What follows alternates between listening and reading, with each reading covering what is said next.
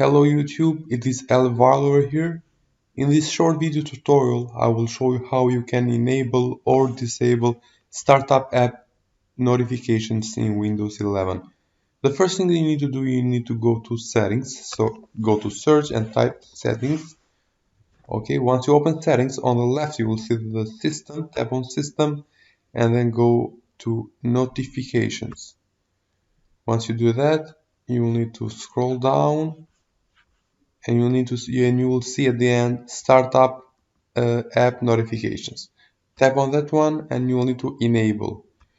Okay, so once you enable, you can see that there are some configurations that you can do over here. For example, hide content when notifications are locked screen, allow app to send important information when do not disturb is on, and the priority of notifications in the notification centers, so you can adjust just the way you want it. Okay guys, thanks for watching. Bye.